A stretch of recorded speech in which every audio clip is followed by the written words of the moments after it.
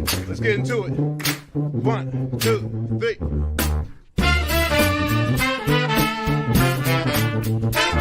Let's get some more.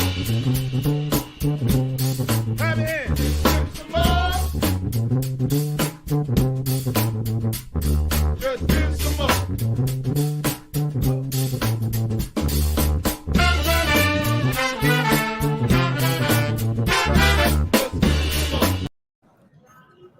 Well, hello and welcome to a special Thursday night of My Whiskey Den. And you'll notice there is one fewer person who is coming late because he's being a good Boy Scout daddy. So, yeah, Pat as a scout leader. Who'd have thought? But we are, of course, a proud member of the Bar Cart Co-op, which is a group of shows that all like to live, as they say, rising tide raises all ships. And we have sister shows, brother shows like Bourbon Turntable and Distillers Talk, and the One Piece at a Time Distilling Institute, which is having a pretty good online store going there. You might check that out if you haven't in a while, especially if you're looking for a still. There's a good looking still that's on there, and then also we have if you have ghosts, you have everything, which is spiritual and spirits and the paranormal, which is kind of fun. And they've got some crossover shows coming up with the Spirited podcast with Stephanie McNew coming up in October. So yeah, come be sure and check those out. So tonight we have our friend Mr. Amzie Winning with the Frankfort Bourbon Society, and he is going to talk to us about Bourbon on the Banks, which neither Pat or I have been to yet, but I am going to next weekend. So Amzie, welcome and thank you for being on the show. Thanks, Mike. It's good to be back. It's probably been about a year since I've been on here. So yeah. You were on I guess we talked about like right before the festival last year, because we had come back from the Kentucky Bourbon Festival, which was not good last year. But so if you would, give everyone your nickel tour of yourself in whiskey, and then we got some questions about the festival. Sure. So I guess I grew up. My dad, my grandpa, they both drank bourbon, usually mixed with Coke. A lot of early times was consumed. So I don't know. I kind of probably had a little too much a couple times in college, kind of got away from bourbon for a little bit, got into scotch a little bit, but really not that much. And we drink some scotch, and then moved to Frankfort about 12 and a half years ago. And I don't know, once you move to Kentucky, you kind of need to drink the native spirit. And so kind of got back into it and really just enjoyed it. And man, it's when I was drinking scotch, I had 2 or 3 different types of scotch at home. I don't want to mention how many bottles of bourbon, rye, and everything else I have now. But that's sort of it. And then there was a great little place in Frankfort, Capital Cellars, had a lot of tastings and things like that. They were always good about having some bottles behind the bar of, the stuff that's allocated now and at reasonable prices. And so just kind of got into it. And then the Frankfort Bourbon Society was formed in 2017. The first Bourbon on the Banks Festival was 2019. And it was originally started through Kentucky State University. And they kind of decided they didn't want to do it. So the Frankfort Bourbon Society took it over temporarily, really just as a placeholder until the new 501c3 could be formed. And so I'm currently the president of Frankfort Bourbon Society, but also a board member for Bourbon on the Banks Festival. Very cool. So you kind of glanced over that. Kentucky State was involved in the putting on of the festival. They have a distilling program? They do. They have a fermentation and distillation program. That was really pretty new at the time, but there was a woman that worked there, Wendy Kobler, and I think really she was, one of the people that would, I don't remember her title, but basically would solicit, gifts for the university foundation and things like that. And, without Wendy, I don't think the festival ever would have happened. And, it did. So we took it over. And then honestly, I think the day after the festival in 2019, she moved to Ithaca, I think, New York, somewhere upstate New York. I think she went to Cornell, and works for them now. It was it was a success first year, and then unfortunately, COVID rolled around. We couldn't have the event in 2020 because it was in August in 19, and then in 21 we just kind of pushed it back and back until it was kind of later October last year. The cooler weather was nice. It's a little more conducive to drinking bourbon, I think, and so we settled on having it this year and in the future on the first Saturday in October every year. Okay. So, all right, I want to ask you. So, when the first year, and if you said it and I missed it, I do apologize because my internet did skip. How many distillers were there at the first event? Oh, I don't really know, Mike. I would say, we had a good turnout. We had, I would say, 30 or 40 first year. Oh, wow, that's pretty good for a first year, though. Yeah. And this year, what are you guys looking at? I don't know total number. I know we're 50 plus on distilleries.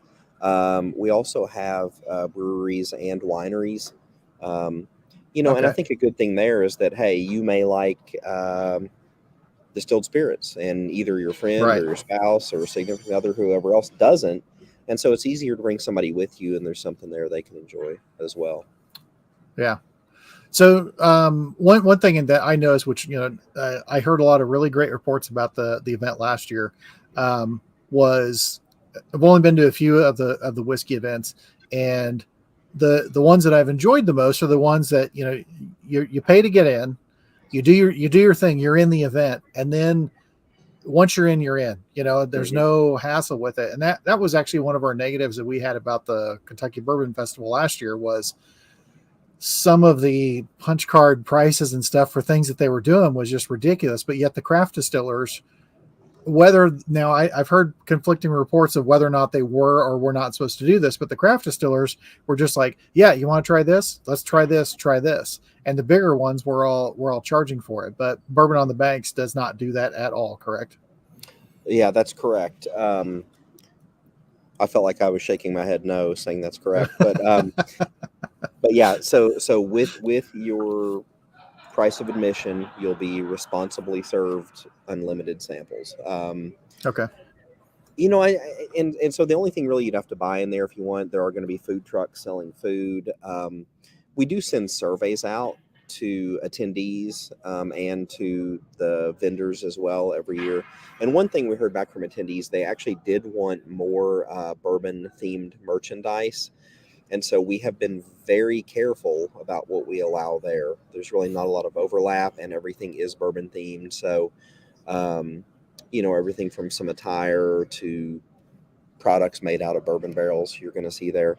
But yeah, the samples are free. And I think something that may be different, I really don't know how the other festivals do it, but we do not charge the vendors. So we do not charge the distilleries to participate in our festival. Yeah. And that's good too, because it's marketing for all of them, and the other thing is too, we could all use a good day out. Mm-hmm. Yeah. So also on theme with with the festival and some of the people I do know that are there, I do have 2 pours started. I do have a Spirits of French Lick, Maddie Gladdenpick, actually from the Frankfort Bourbon Society. Mm-hmm. And Maddie is she's my sweetheart. I love Maddie in all shapes and sizes, and she's never let me down. It must be a really awesome person that got you that sample, Mike. It must be somebody with the power of beard, I'm sure, had something to do with that. But my second backup, I've got a limestone limestone branch, but a Yellowstone store pick from Westport Whiskey. But what about you? What are you sipping on to start with? So yeah, we talked about that a little earlier. I brought kind of an assortment. As far as places that will be there, I do have some Castle and Key. It's a single barrel rye pick from Frankfort Bourbon Society. I do. I guess the other one would be Spirits of French Lick, some Fascination Street. So when Alan did the barrel aged absinthe, I brought some of that.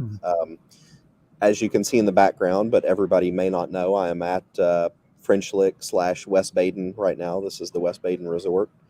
My wife had a continuing education class, and so I came down here. So went in French Lick, drink something from Spirits of French Lick, I suppose. That's right. Got to buy local. Mm-hmm. So now you guys did something pretty interesting, and this is the first year you guys have done a barrel pick for the event.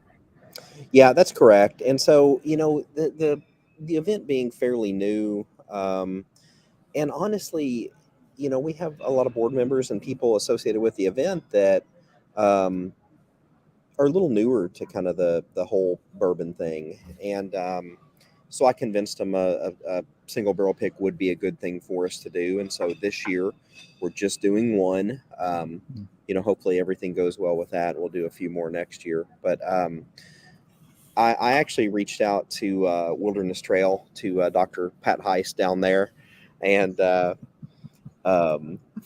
asked him if we could potentially do a barrel pick. And if anybody knows Pat, his exact words were, "Well, I don't see why not." And so, so we did, and I invited our mud fossil friend there that just chimed in, Alan Bishop.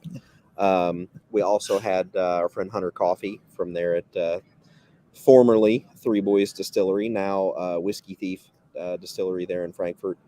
Kelly Tennille. So Kelly is also distilling some botanical spirits out there at Whiskey Thief. Kelly was also on Moonshiner's Master Distillers. She's a great distiller and has a good palate.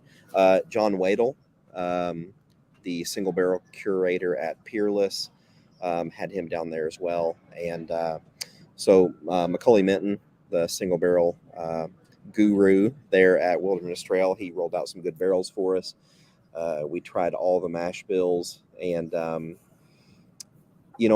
favorite, it was kind of funny. It was pretty consistent that our top two was one of their wheated bourbon barrels and one of their high rye bourbon barrels. And Macaulay said, "Hey, do you want to blend these together and see if we like that better?" And so we did, and we in fact did like it better. And so this will be a 4-grain release. So this kind of 4-grain blend isn't something Wilderness Trail normally does.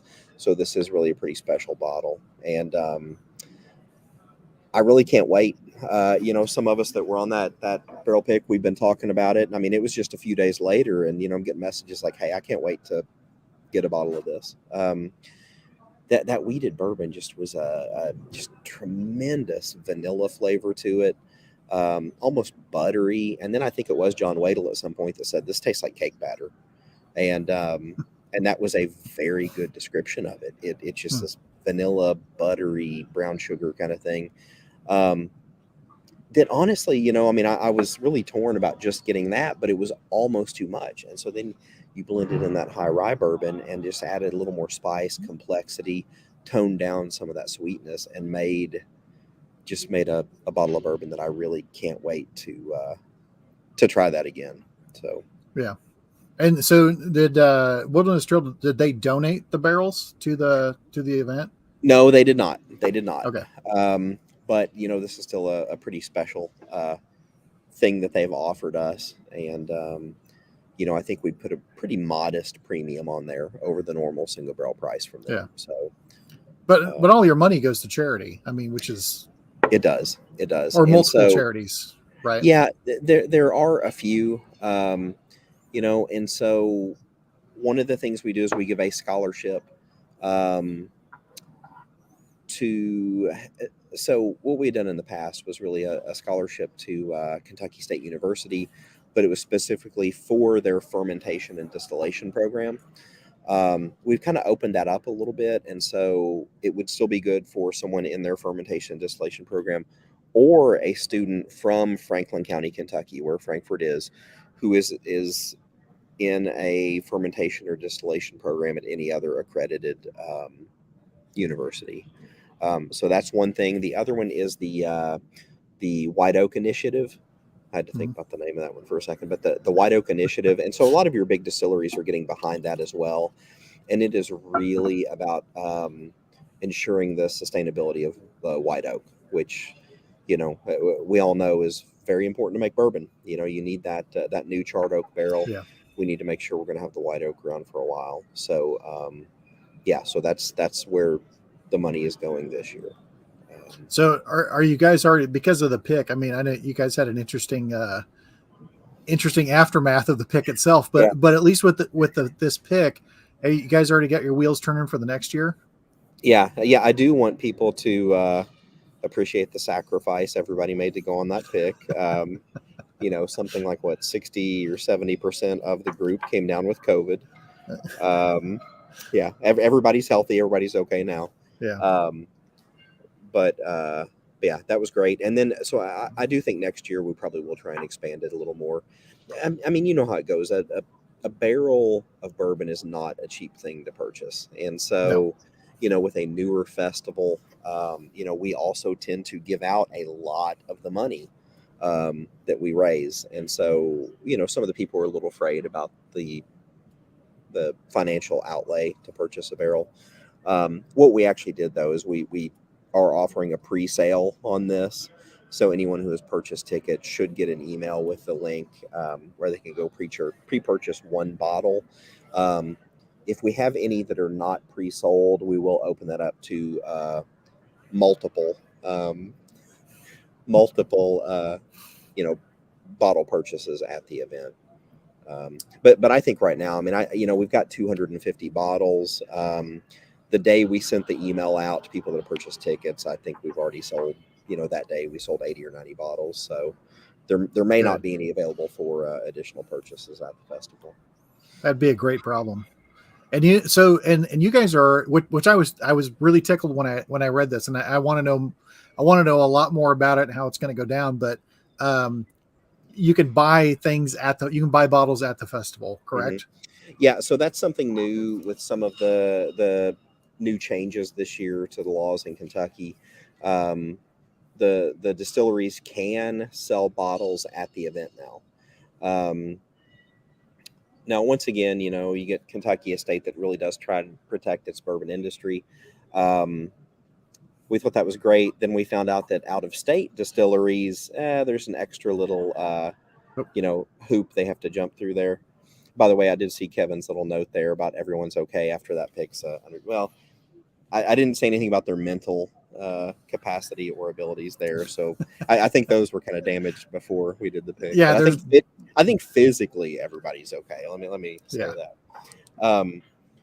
But so what we've worked out there, out of state distilleries, we do have Capital Cellars, little liquor store there in downtown Frankfort that is working with us, has made contact to all of the out-of-state distilleries showing up, is working with their distributors to make sure they have the bottles that they want for sale.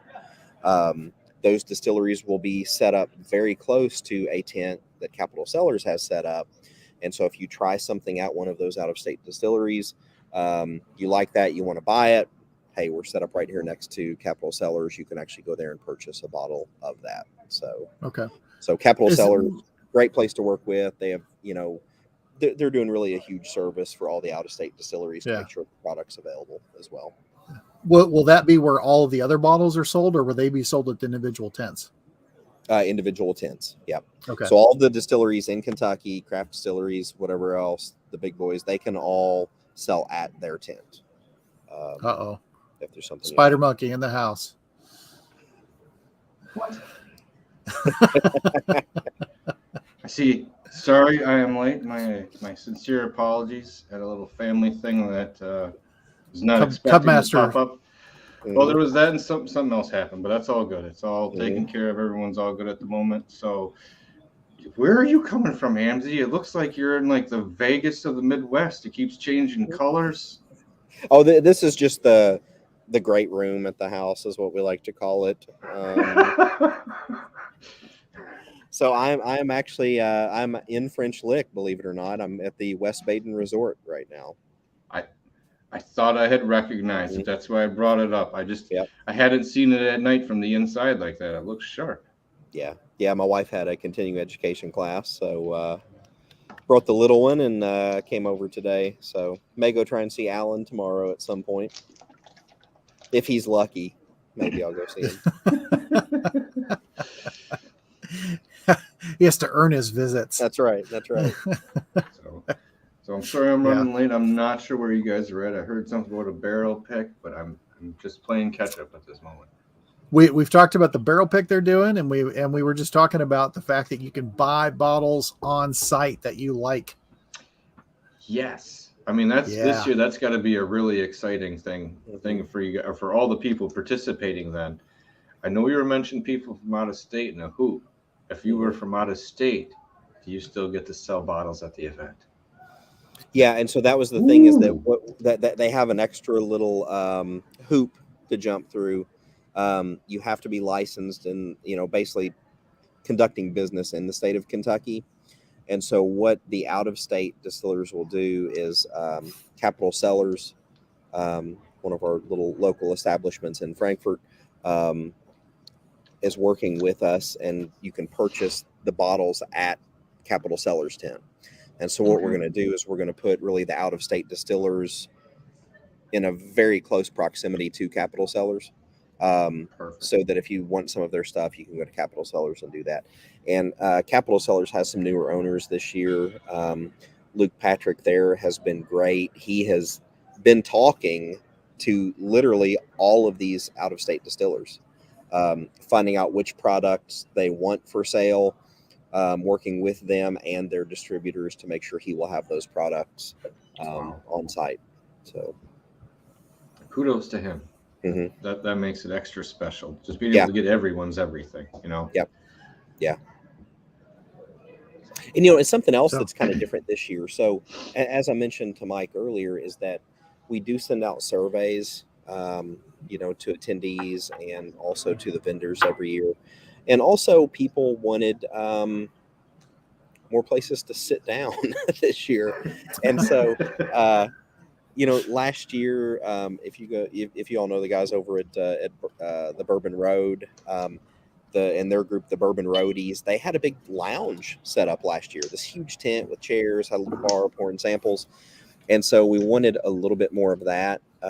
So we invited other bourbon societies this year. So we're going to have a few different bourbon societies there that will have their own little lounge areas. A lot of those bourbon societies are also pairing up with distilleries, maybe distilleries that they have a barrel pick from, and, where you'll be able to sample some of their single barrel picks and sit, relax, take the load off for a little while.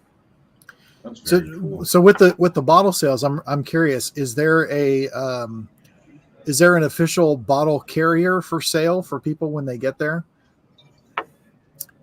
That is a good question. There actually is, one of those kind of little, I think they're $5, I believe is the cost on those. Holds a couple bottles. If you purchase one of the single barrel picks that Bourbon on the Banks did from Wilderness Trail, you will actually get one of those included with the purchase of your bottle. So I'm just saying, just hypothetically, if someone were to go there and if they were going to buy 6 bottles, on site or more, because God, you hope somebody does. Could someone bring in, let's say, an empty backpack or something so they can load that thing up with stuff? I wish I had that answer for you, Mike. I don't know. I'm assuming, like most events these days, we have to be a little bit careful. They may want to look in a bag or something like that. But if you bring in some kind of an empty bag, I think you should be fine. I know how I get at these things, especially after a few samples. I wonder if they'd let me just pull in a little wagon, to carry all my bottles out. So you're like the kids' cart, and just bring it around with you. Or just rent all the rascals in town and everyone's just riding rascals. Yeah. That'd be kind of fun. I'm doing actually, and I think you talked about this on Bourbon Turntable. I've got one of my Leaper's Forks. Mm-hmm. Man, these guys are good. So it may have been Patrick that I had mentioned I was going down there. Oh goodness, back in the spring, maybe it was winter of last year, that we were going to Nashville And I think it was you, Patrick, that said, to look for their stuff in a liquor store and grab a bottle if I saw it. And so what we actually did was I just looked up Leaper's Fork, and they weren't too far away. They had tours available. And so Destiny and I went down there and just went on a tour. I did grab some contact info while I was there, and so they will be at Bourbon on the Banks Festival. Nice.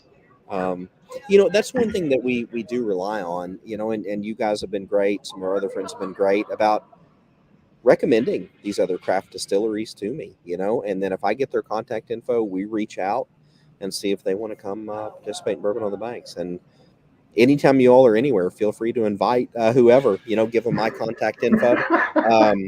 I'll pass that along to usually what I do, I make it sound like I'm really doing more than I do.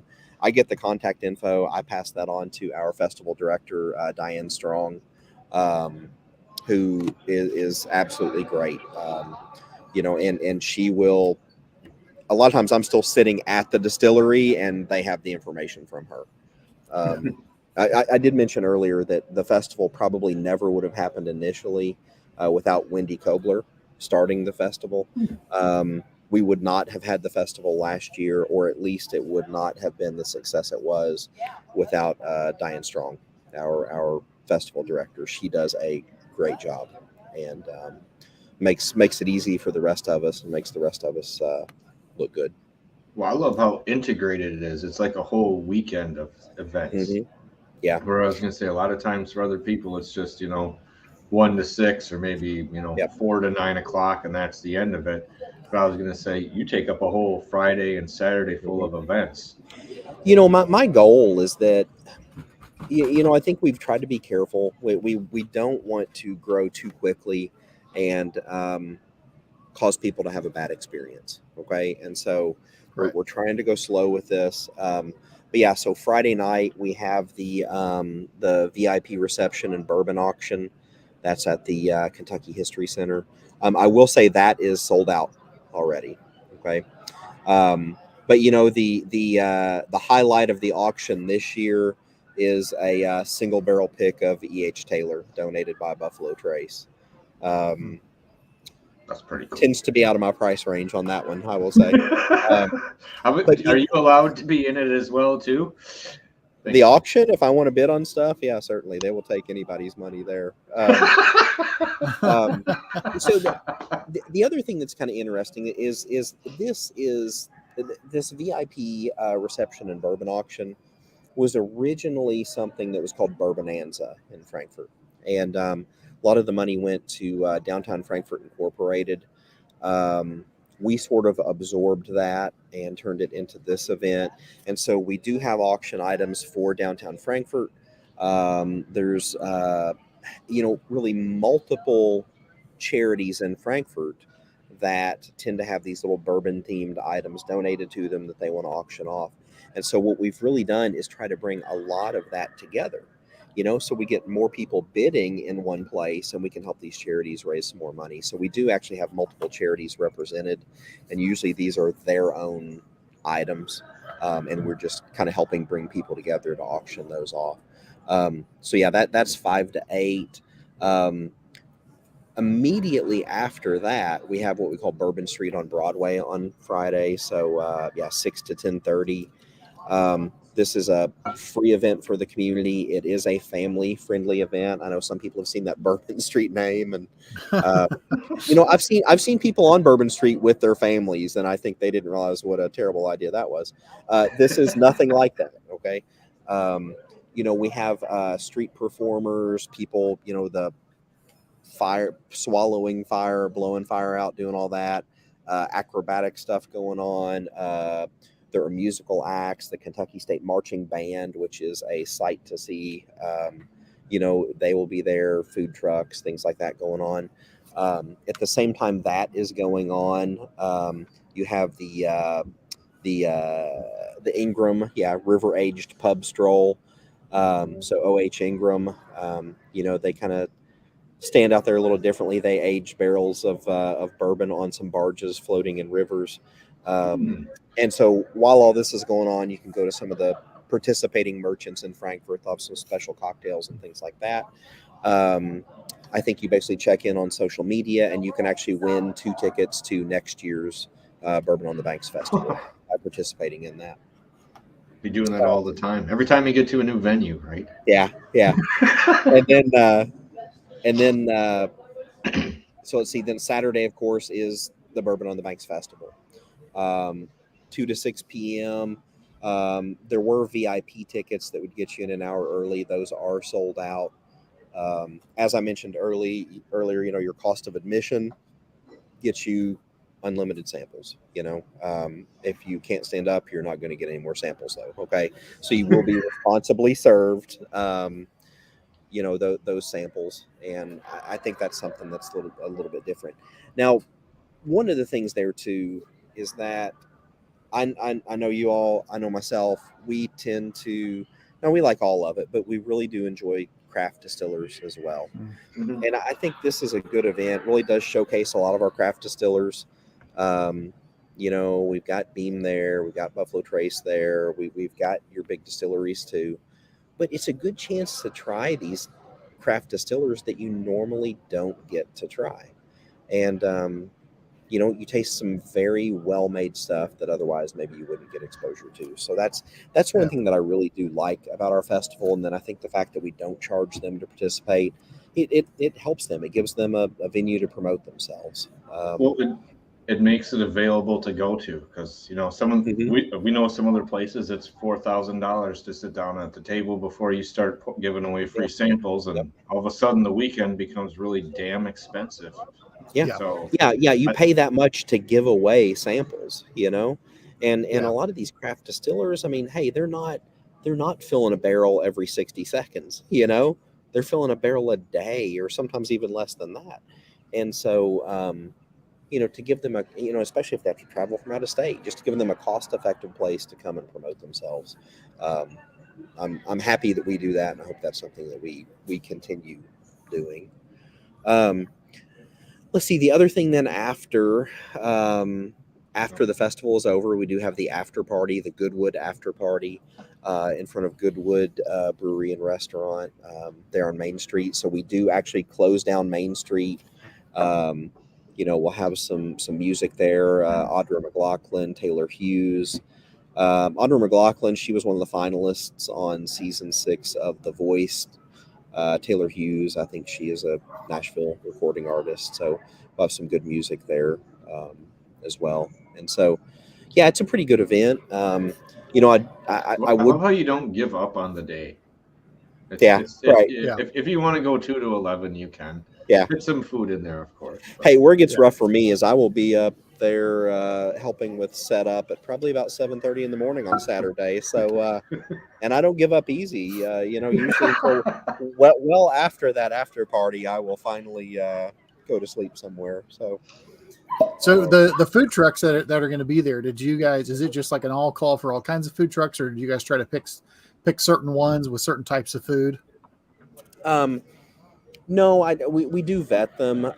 One of our board members, Casey Pribble, she heads that up, finds the food trucks, recruits them. We don't just want to let anyone in there. So,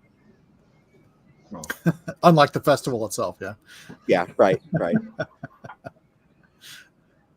don't want to be handing out too spicy stuff for people. So. All right, so I'm curious with you taking over more with the festival. Is there anything that you're already thinking of, or you're like, I wish we could do it this year, but it's too late. But maybe you're thinking about doing it next year? No, not necessarily. I can't think of anything I want to do that we're not doing right now. But there may occasionally be more barrel picks. I'd like to do that. And I think the main reason for that is that's a good fundraiser. This is a fundraiser. We're trying to raise money for some charities. And so I think that's something that will help us raise more. But the event, and that's the other thing, is things may come up. We are open to suggestions, and so there are things that we've changed. But a lot of it is like, this year, like I said, having more seating, having more food was something else. That we've kind of worked on every year. And I think mostly it's that. It's kind of these little changes. We changed the hours a little bit this year. It starts a little bit earlier. It ends a little bit earlier, but it's still a longer time period this Right. year. Some people felt a little bit rushed, but also it was later in the year last year, but it started to get kind of dark towards the end, especially during teardown. And so that was something that was kind of hard on the vendors. So, Yeah.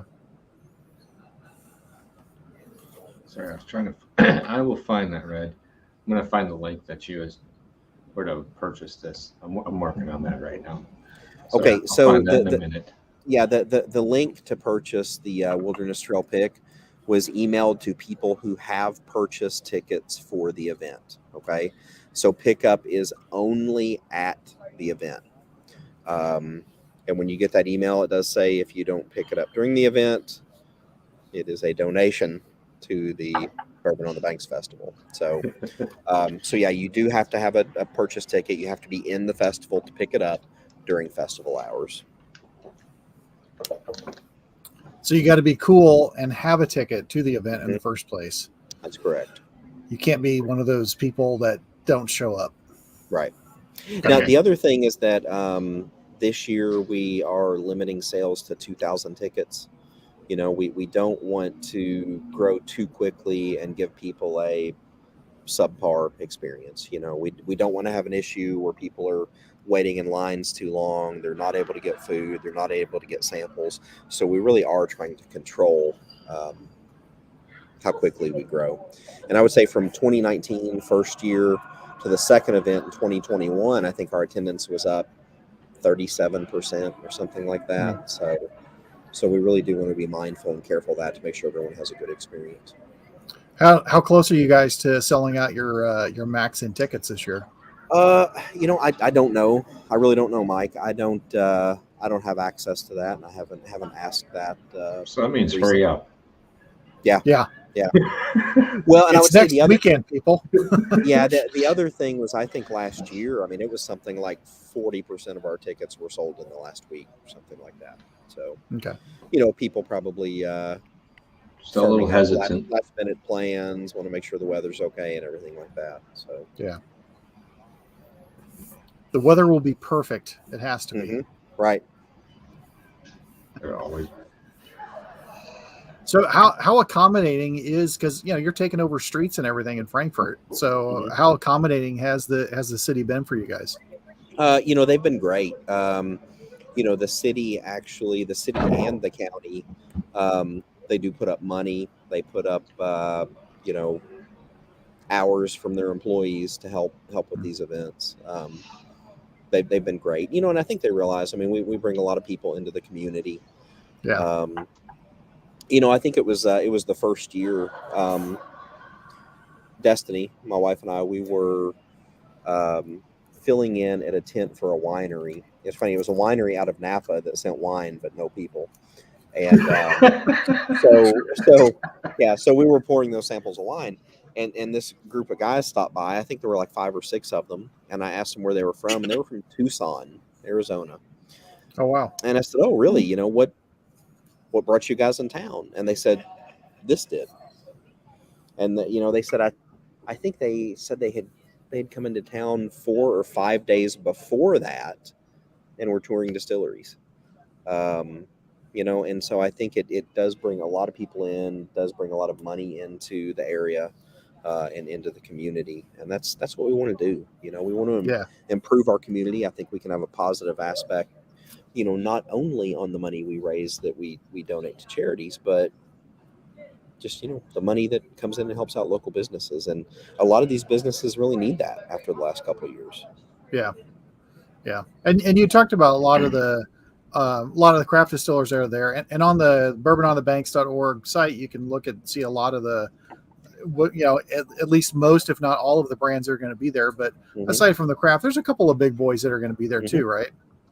Yeah. So Jim Beam, and Buffalo Trace, those are our big local distilleries, and they are huge supporters. We probably couldn't do it without them.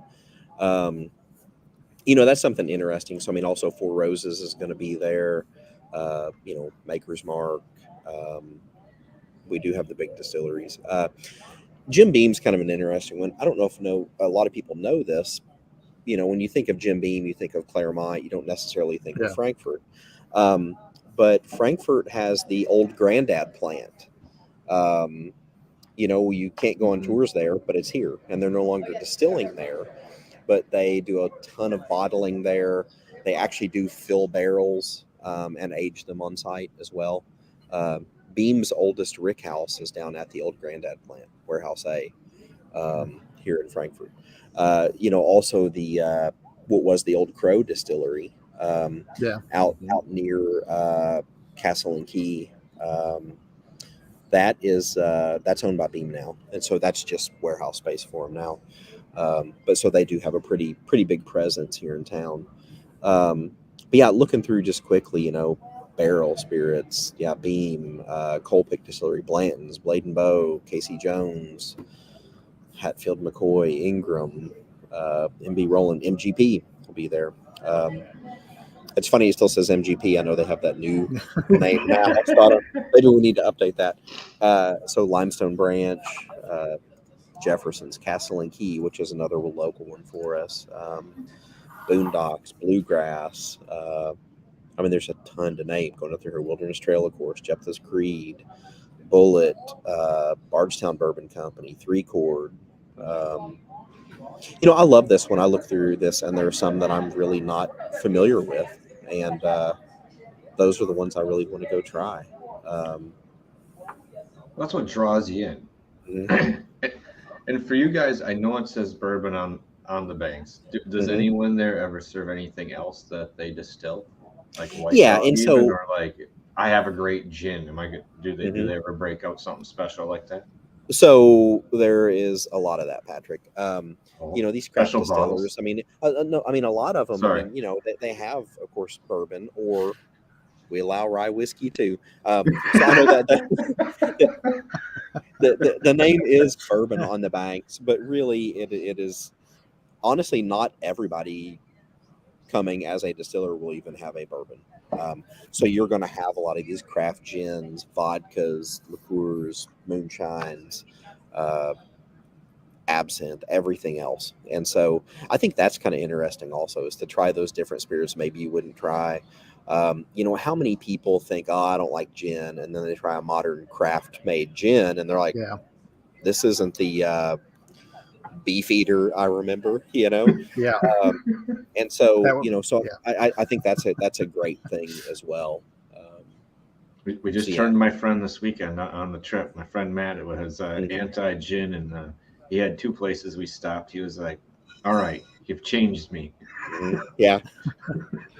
And honestly, last year I had really been wanting to try Limestone Branch, their gin. I know it's named after his mom and grandmother or something. I can't think what it's called. Is it the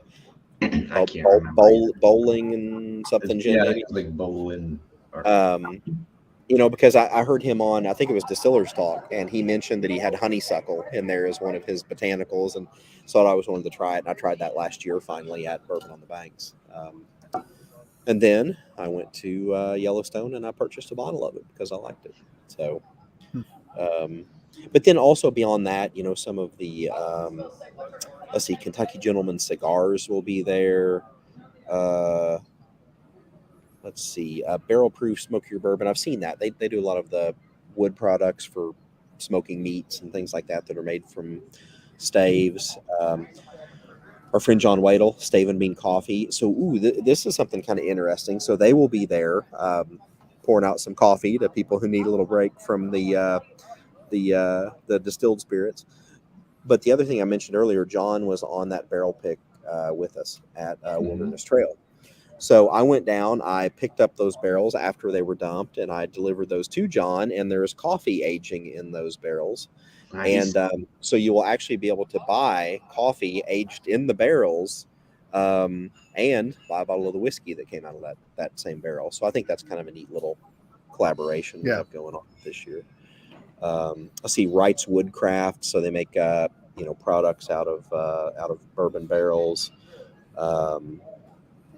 yeah, and then we have some of our other, you guys, a few of our other social media partners on there. It's Bourbon Night, Bourbon Road, Basement Rickhouse, Bourbon Life, some of those. So no, I don't know. It's a great event. And one thing that I half jokingly say frequently is that every year I consider stepping down off of the board for this event so that I can just go to the event and enjoy it and have a good time, because it does look like a great event. And now I may occasionally, throw my vest under somebody's table and sneak in a couple samples here and there. But it is just a tremendous event. And then the setting, it's at Riverview Park there in Frankfort, runs right along the Kentucky River. And so it's actually just upstream from Buffalo Trace. Probably a half mile or so from Buffalo Trace. But just a beautiful setting. And the park is probably 3/4 of a mile long or something like that. And so we've just got space, the vendors are set up on either side of the path as you kind of, as it meanders along the river. It just really is a great event. It's a nice That's stroll. awesome. Like, I went to another one outdoors this year, and it actually does, like, I think it relaxes the people at the event rather than being inside a venue. Not that I don't like being inside venues and stuff, but I think it gives the whole event a little more relaxed feel to it, which I kind of like in general. I don't need all the stuffiness all the time. Well, and also it's just a great time of year, as the season starts to change, that kind of first little bit of fall, I've always enjoyed that. You step outside and you suddenly think it feels like football weather, and that kind of makes me want to drink bourbon. So if there's going to be a cigar company there, I'm assuming there'll be cigar-friendly smoking areas for those who are going to do that. See, as soon as you said that, I knew you were going to ask me another question, like the one about backpacks that I did not have the answer to. Well, I was going to also ask about pipes and pith helmets. Ooh, yeah, but yeah, it's a very candid shot. Somebody just happened to catch that one of me. I will be wearing the pith helmet and have my pipe, of course, at the event. And yeah. See, I wore my Tilly hat outside, and I wore it to the Kentucky Bourbon Festival. And the comments from some of our wonderful friends are like, who the hell's Steve Irwin out there at the Bourbon Festival? Yeah. But you know what? It keeps the sun out of my face and it's comfortable. So go to hell. I don't even remember what prompted me to do that a couple weekends ago. It was probably Alan trying to talk about some kind of fossils, acting like he knows what he's doing there with these mud fossils. And so I go to the basement and I come up with that. And Destiny was doing something, and I'm trying to dig my pipe out of a drawer, and she looks at me and she says, "What are you doing?" And then she just said, "It's about mud fossils, isn't it?" And I was like, "Absolutely." And the thing around my neck, it was just what I could find quickly. It's actually a neck gaiter from Wilderness Trail, believe it or not. And it was the thing that most looked like a cravat or one of those ties or something like that to make me look distinguished. So I just kind of not quite an ascot, but much better. Yeah, much better. Yeah. And then the best part was actually where you put Kentucky on there. Of course, it looked like I was holding a rock, which also was actually a piece of concrete. It was just the quickest and easiest thing I could find. So you could have lied about it though. That's the best part. Yeah. Well, our mud fossil buddy Alan, I noticed he didn't pick up on that. So let's say it was a test for him, maybe. You could have told him it was some Roman concrete. Yeah. Well, I don't even try and compete with Alan as far as trying to give something a name. I would never pick up a piece of rock and see a napping turtle head or something. He's good at that, Yeah, maybe he has that creative spirit, I think. Yes, he's got the third eye, as they say. Mm-hmm. Yeah. Ooh, that sounded squidgy. Well, I have to say, for the record, the glass that I had the Yellowstone in, and I had then I put Leaper's Fork in, I put Maddie back in there again, that single barrel pick, and yeah, that was kind of nice to have a little bit of the dregs of the others with the Maddie. We do like to blend on the show, especially at the end of the night. I'm not going to do a full blend of everything, but once again, Maddie stands out. She picked up some chocolate, but Maddie always pushes everybody aside. That's well, you know, I'm a huge Maddie Gladden fan. It's one of my favorites from Spirits of French Lick. And so I was excited when we did that pick. But I'll tell you what, I also really like that Lee Sinclair. Yeah. That's the Frankfort Bourbon Society pick, too. I was going to pour that, but I didn't want to look like a total French Lick suck ass, even though if you look behind me, I'm a fan. Yeah. So, yeah. And you can't see all my Glens Creek. So between my French Lick and Glens Creek, I'm like, I have issues, but I don't care. I'll tell you the other one I just poured is that the Frankfort Bourbon Society Castle and Key Rye single barrel, and it's really one of my favorites too. You know, I'm a huge rye fan, and you know, some of theirs. Now, you know, the other thing is that their mash bill isn't some crazy 95.5 rye or something, and so sometimes I think the rye can be a little subdued, but this one it really shines through. I'll have to make sure you guys try that if you haven't. Well, I was just going to ask, is it kind of like, is it minty, or is it got a little dill, or just kind of a... So I would say maybe you get a little bit of the mintiness. You know, I tend to really like the minty ryes. I don't necessarily like when they go over to dill, although that's a pretty fine line, I think, sometimes. So I think this does have some of the mintiness. I think there's some kind of interesting, like, dark fruit type notes that come through this one a little bit, too. It's really one of my favorite bottles I've had from Castle and Key. I was gonna say I haven't had a lot from them. That's just why I was interested. That's all. Yeah. So, do you have a favorite that's going to be at the show, or one that you're going to go out of your way to try? What I would go out of my way to try are just the things I haven't had. You know, the distilleries I'm not familiar with. That's what I want to try. Asking me my favorite bourbon is like asking me my favorite pizza. You know, it's that's not an answer I can give. I don't think it just depends on the mood I'm in. You know, and what I want. You know, I don't really drink the same thing every night. I'll try something different. But yeah. Now, a lot of these I've tried, but like I said, there are some names on there that I'm really not familiar with, and those would be the first ones I would go to.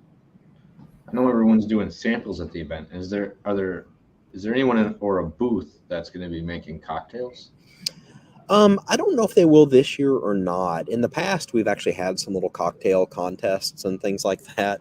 And who was it? I think it was Dave Shurick at Boondocks. Yeah. Was like, I'm not making a cocktail with this stuff, and I kind of appreciated that. You know.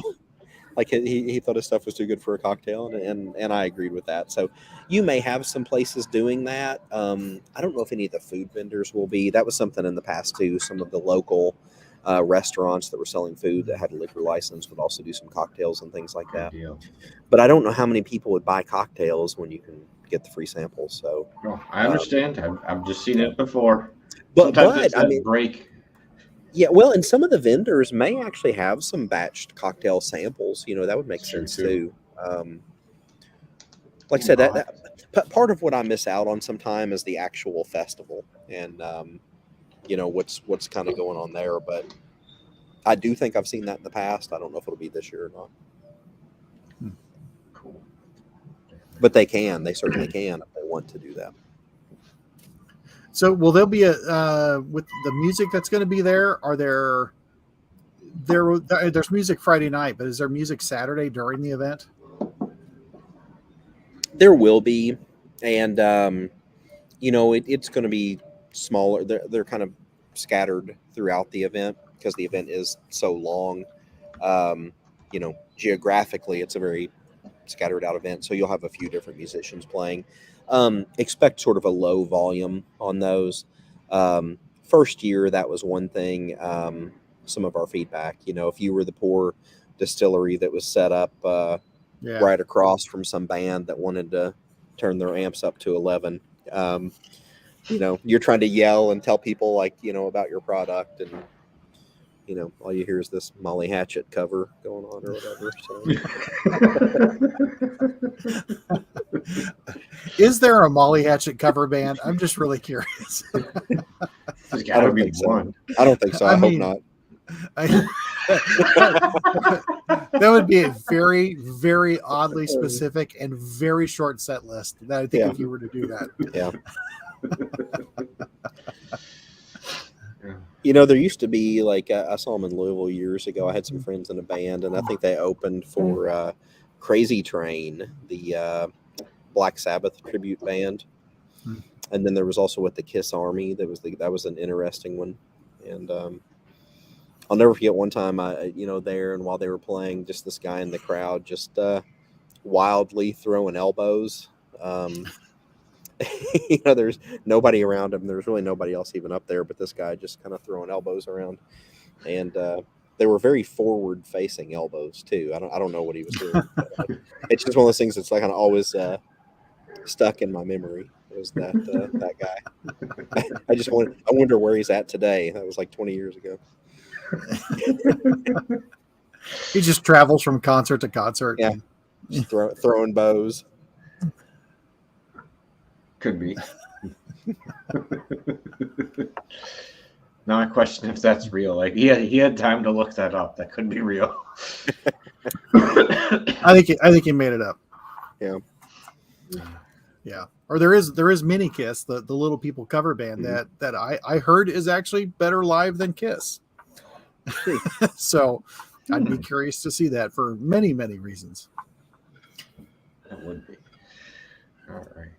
Well, we're coming up on an hour, and you're kind of on vacation right now, or at least it looks like it. Yeah. I'm just gonna say, I think you should film the background here without you in it, and just use that as a fake background.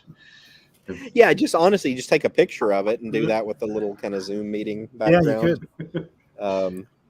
And one thing, so that our daughter does love, like she likes to come here, and you can actually sit here under the dome, and the bar has food that's pretty good, so you can sit here. And the lights around the edge, they change. If you notice that, they're like LED color change lighting, and so she loves that. But no, this is one of those places I would love to come back in time and see this place at its heyday back in the roaring 20s and see what it was like in here. Yeah. Before the Astrodome was built, this was the largest freestanding dome in the world. That's impressive. Well, I mean, once you actually see it from in there and like the schematics, it's a pretty big deal. So. Yeah. So behind me, those are hotel rooms. Those windows are hotel rooms. Some of them have balconies.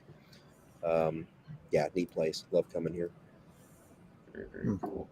And Alan, I don't know where he's at. He could chime in and tell us if it was, if it was Sinclair that built this, or I think that's right. Yep. Yeah. Yep. I'm pretty sure that was accurate. Yeah. I think Lee Sinclair did this. You gotta make it a commercial stop. Because I think there's a picture of Lee Sinclair, right? The one where his daughter is in the picture too. I think they're sitting in here somewhere. So, yeah. MZ will go mobile and just go back there. Go walk around knocking on rooms. Yeah. How are you? I'd like to talk to you about our Lord and Savior Jesus Christ and Bourbon on the Banks. I thought about putting on my Bourbon on the Banks t-shirt. I probably should have, and I could have been a little walking billboard around here tonight. Okay, so you guys you'll have swag for sale at the show. Yeah. What types of swag can people expect to see? I think it's like t-shirts and hats and kind of the standard Glencairns and such. Yeah. Okay. Any cool things made out of barrel staves or smokers or things like that? Well, and so that's going to be some of the vendors set up, at their booths. Like I said, we've got people making, I think, about everything you can imagine out of bourbon and bourbon barrels. So I think you're probably going to have some bourbon infused candies and things like that.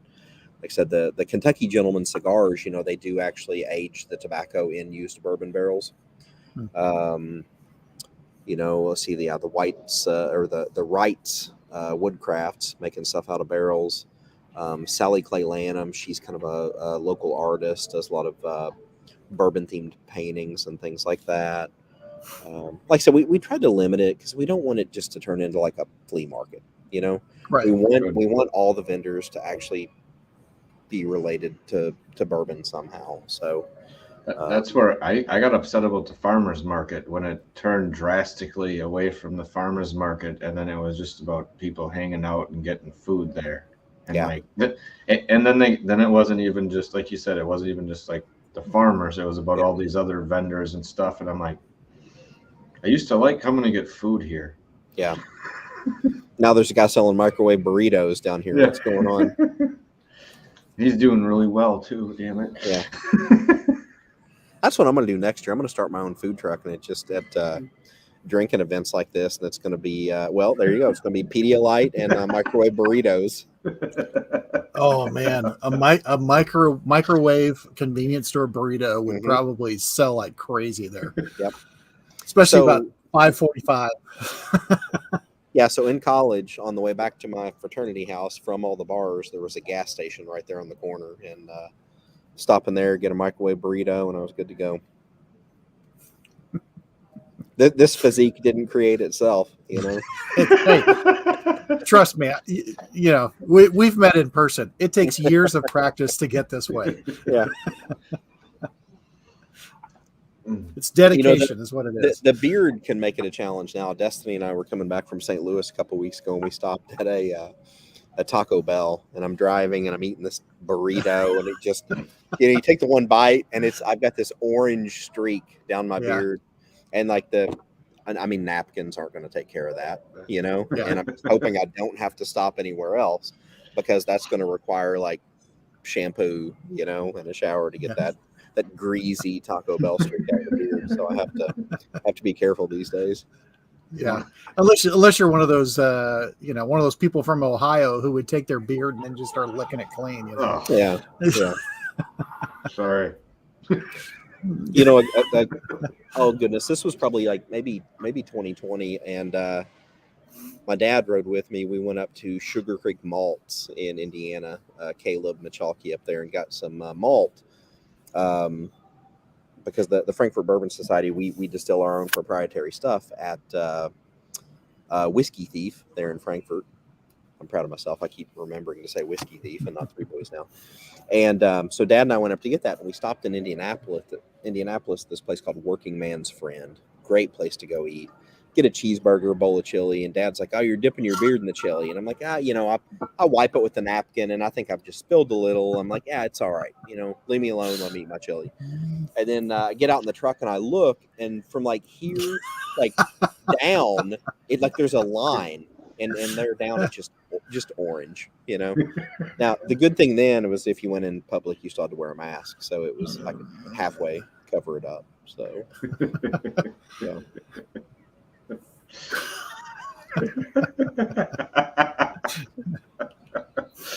We'll leave that one in the comments. Yeah. So Patrick, we got to get you down sometime for the Bourbon on the Banks Festival. I think next year. We got to get that one on the calendar. I think next year. I think I even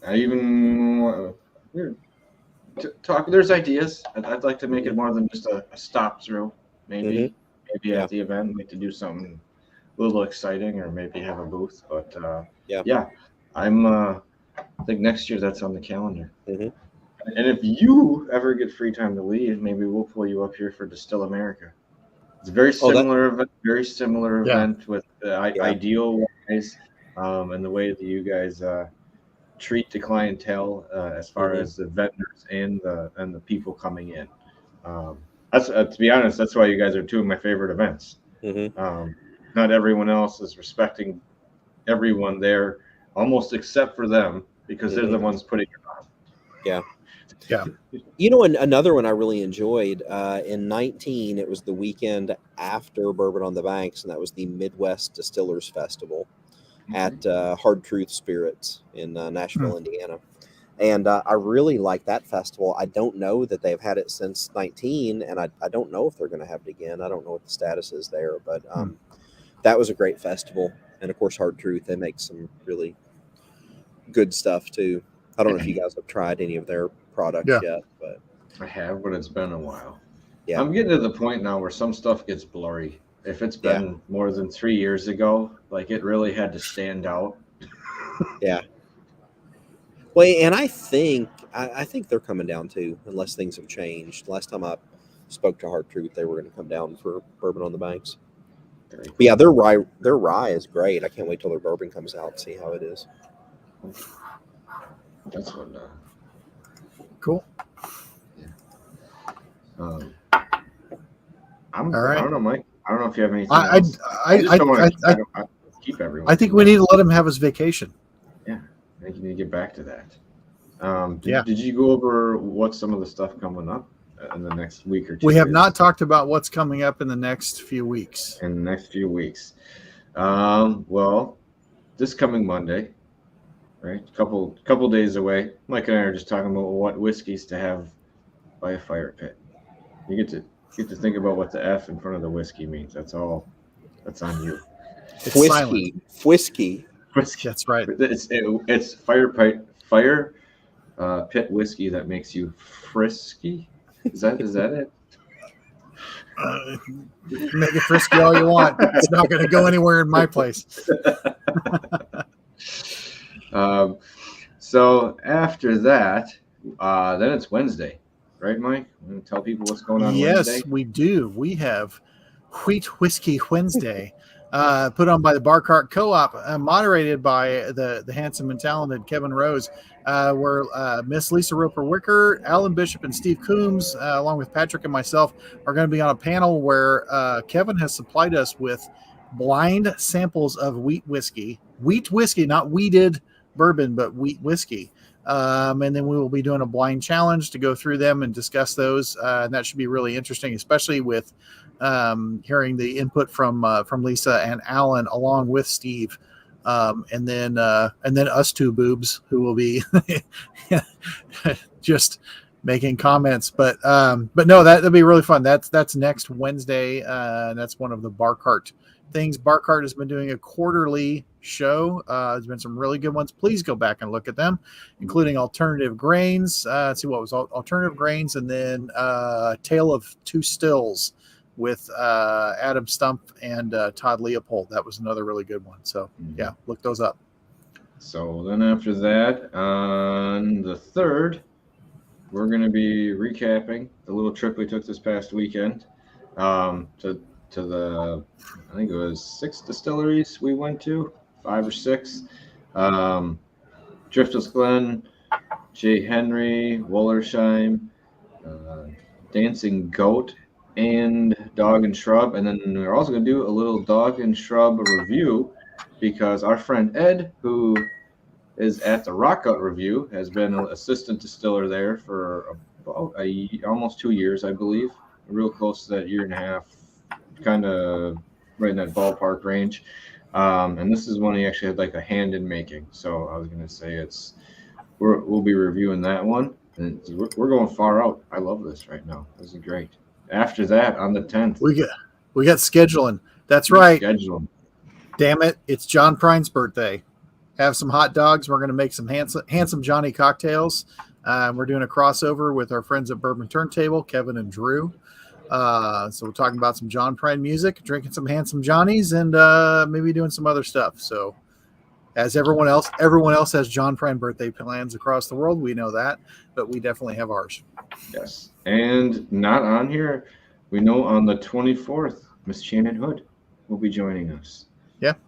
So we'll be talking about Poorly Educated, her past, and several other things. And so October is filling up quick, and rightfully so. Then it's on to Brandy Month, right? Brandy Month is coming. That's just what I was gonna say. I'm like, we're gonna switch gears a little bit. So I was gonna say we're gonna switch over to Brandy Month. We're gonna be having some samples of brandy throughout the country and having distillers distill it. and works with Nancy. Just need to get that finalized on the right day for her. And there might be some samples that go out to people because I want, or the distillers as well too, because even though we're going to be talking maybe about their in particular brandy, I want to see some reactions to the other stuff that we have from people. So there'll be chances to win some samples during Brandy Month. So keep an eye out for that. Just have to get 2 more bottles, and I think we'll be good. So that's coming up as well too. But if you got nothing planned, airline tickets are going down. So fly to Frankfort and go to Bourbon on the Banks next weekend. Yes. It is like we talked about, it is a fantastic way to for a trip for just that. But if you're staying extra days, what a fantastic time to hit up a couple distilleries if you plan ahead. It really caps a trip. Anytime I go to Kentucky, there's always a trip or two to a distillery, even if that's not why I'm there. Well, and I think if somebody comes to Frankfort, I think you've both been out to Three Boys / Whiskey Thief. That's such a great experience too, and so different from what a lot of people are used to. You know, at the big kind of sanitized tour, to be able to go and kind of thieve straight from the barrels and try that. It's a different experience people don't normally get. So that's true. Yeah, John's heading down there from Wisconsin. It's already on the books. Smart man going early. Look at that. John, if you see me, make sure you come up and say hello. I know Mike will be there and Kevin will be there. I'm going to be there, damn it. I'll tell you, Patrick, that Wisconsin trip, I was kind of jealous. That looked like a fun time you guys had. Well, it landed on a weekend that it wasn't conducive for the mass of people. The way it worked out. Plus, Wisconsin on Friday night had first ever Wisconsin Whiskey Fest in Milwaukee. It had some of the first year issues you'd expect it to have. It didn't sound like it. I don't know. I wasn't there, so I don't want to talk down on it too much, but it had some issues, mainly scheduling against 2 Kentucky festivals, which left probably very few resources to be had, if any, if they showed up from that region. So I think that would be an easy fix for next year, would be picking a different weekend, and that might help. So I think, I don't know. I think that one needs to step it up a bit, but it's also a different type of event where tickets are $150. It is a for-profit thing, and in my mind, if I'm paying that much, I'm going to expect it to be bumped up and those things cleared up next year for that price tag. Because for that, I'm getting like the triple VIP from Distill America and sitting down with a master class from the guy from Lagavulin and the head distiller coming over and giving you sampling. So, yeah, there's just different levels of expectation at that level. Yeah. So that was something else going on that kind of fought that weekend too. But yes, there'll be other weekends. And like I said, if people come to Distill America, which I'd like to sway people to do again this coming year, that'd be a great time to go hit up a bunch in that area as well too. Because I think you would have loved Jay Henry and Dancing Goat when we were there. And Wollersheim's like a hidden little gem. Like, it's a winery first and then became a distillery, but it is on beautiful grounds. And it's one of the few places you go get food and a bottle of wine, or a drink or a bottle, and sit down with some food and actually just on the property and hang out for a few hours with the music. I'm like, it's pretty nice. It's pretty nice. Well, I really like Driftless Glen. I like their stuff too. I'd love to go visit them at some point. Okay, well, the invitation's always open. That goes for everybody. And if you're a Packer fan, I do have Packer tickets. I am a Packer fan. I'm just saying. So something else. I just came across a whiskey festival that I'm actually putting some serious thought into trying to attend. There was a guy that visited Allen down at French Lick a couple months ago. Norbert T-Barts was his name, and he's from Holland. Okay. And so Alan shared that, and I tagged a friend of mine from Frankfort, one of our Frankfort Bourbon Society members in that, who is from Holland. And I said, hey, Jacob, do you know this guy? Just thinking by chance, maybe he's followed some of his stuff on social media related to whiskey. And of course, his response was, oh, yeah, everybody from Holland knows each other, and yeah, he didn't know him. But anyways, I guess Norbert puts on a whiskey festival in Holland, and it is called WTF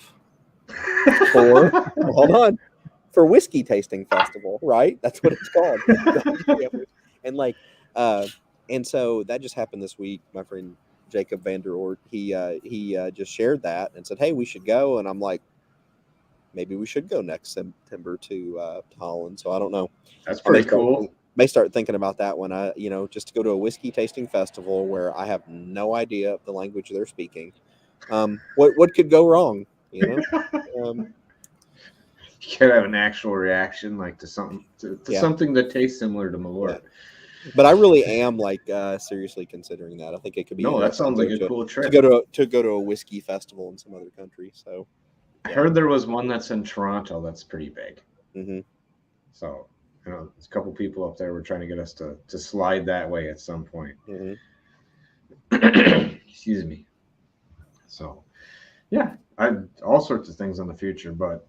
Like I was saying, we really respect what you guys are doing, and the way you put on the festival, I think makes it even better for us. I mean, when people are doing stuff for the right reasons, it makes it really easy to support. And especially when you're putting on a very good quality event, but like I said, you guys are tempering it because you want to keep the quality up. So kudos on that as well too, for not just kind of, it's not a cash grab, but like you said, it can get out of control quick sometimes. Yeah. So I absolutely love it. And thank you for investing your time in it and doing a barrel pick that risked your life. It was worth it. It was fun. My first Buc-ee's trip happened on that barrel pick as we took Kelly home. See. The GPS took us we're not on a major highway at all. And we basically we cross the interstate right at the Buc-ee's exit. And so Kelly and Hunter and I went into Buc-ee's and loaded up on brisket sandwiches and all kinds of other goodies. So we're getting one in Missouri, mm-hmm. down by Springfield, and people are just beside themselves of getting a Buc-ee's, which it's kind of cool. They have good food. I give them that, Yeah, I've maybe got gas at one in Texas, but didn't go inside. And that was a good brisket sandwich. I won't lie. Yeah, it's nice when things live up to it. Yeah. Yeah. I'll tell you, it's also been a while since I've had a pour of this Leopold 3-chamber rye. That's pretty good stuff too.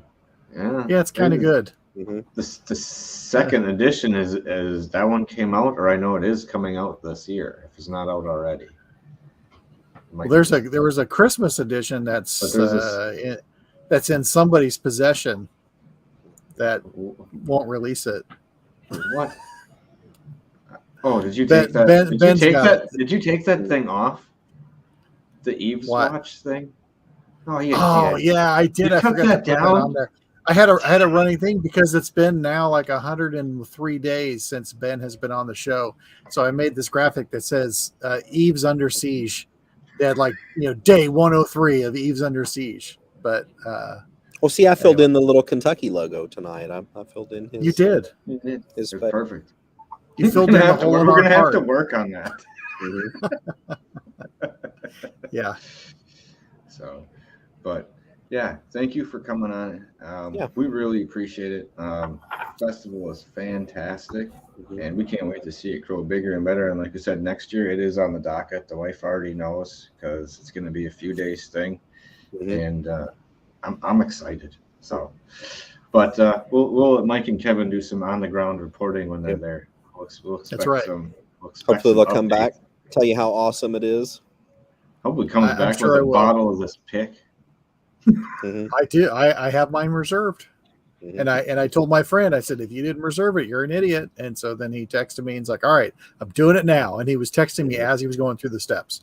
So I mean, I literally I was like, what am I doing? So yesterday I just purchased one for myself and my wife too. So You were just hoping those people would leave some behind. I know. Like, that's a donation to AMZ Winning. What are y'all talking about?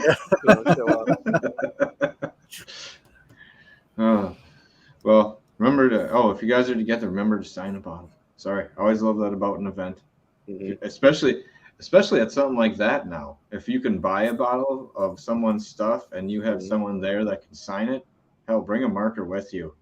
Yeah, 4, 5, 6 bottles right before you leave. That's pretty awesome. Well, I need to double check in for our thing too. See if Kelly's going to be there, because I know Alan's going to be there for a little bit. John will be there at Stave and Bean. Yeah. As far as I know, Hunter will be there at the Whiskey Thief tent. And then also, Mike, don't forget, make sure you get a bag of the coffee while you're there too from Stave and Bean. I know. Yeah. When I heard you say that, all right, well, I guess I'll just have to do that. Yeah. Market. Because the other thing was, we actually had the 2 barrels we blended, and the one I wanted filled with the coffee was the one that had the really strong vanilla influence to it. Oh, good. And so I'm kind of interested to see how that's going to turn out with the coffee. I'd hope it'd pull through. Mm-hmm. I mean, and I'm excited for that to be like a yearly thing. Yeah, that's neat. And I'm not just saying that, but they are by far my favorite barrel-aged coffee. I really like their stuff, and I've been out of it for a little while. I usually order like 3 or 4 pounds at a time, and we normally just have it on the weekends, kind of like a special thing to have their coffee. So. Yeah, same here. It honestly, it really, really is good coffee. Mm-hmm. It's very well done, very well put together, nice packaging. Prices for what you're getting, the price is really good, and especially with the shipping, and occasionally they've had deals. It's really good. The cocktail flavored ones. Yep. You'd be hard pressed to find that somewhere else. Mm-hmm. Yeah. The only thing that I had problems with is I did have like 2 older gentlemen mechanics at work that when I made it, like one of them like freaked out because he was used to his coffee every day for like 40 some years, because he's retiring like tomorrow. That's the worst Folgers I ever had. I heard him in the room. What in the fuck? I was like, what? I'm like, he's really upset about that? I was like, well, yeah. There was my dad at one point that probably would have said the same thing, because he was pretty standard. Though he's branched out now, but I mean, it was, yeah. The best part is he probably wasn't mad at you. He was just disappointed, in your fancy coffee. I did get a little shit about it later on. I think he asked if it was tea at first. I'm like, no, it just has good flavor. That's what flavor is.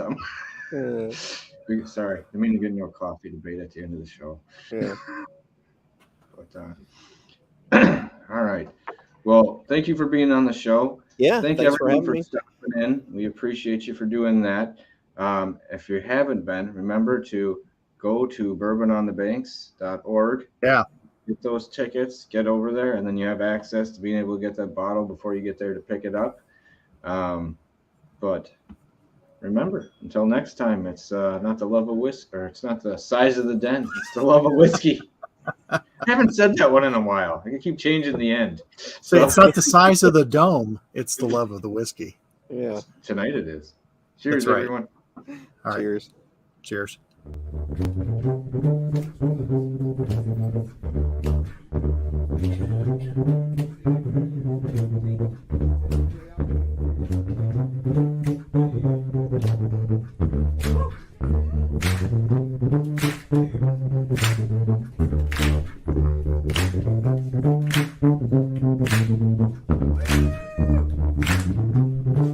What?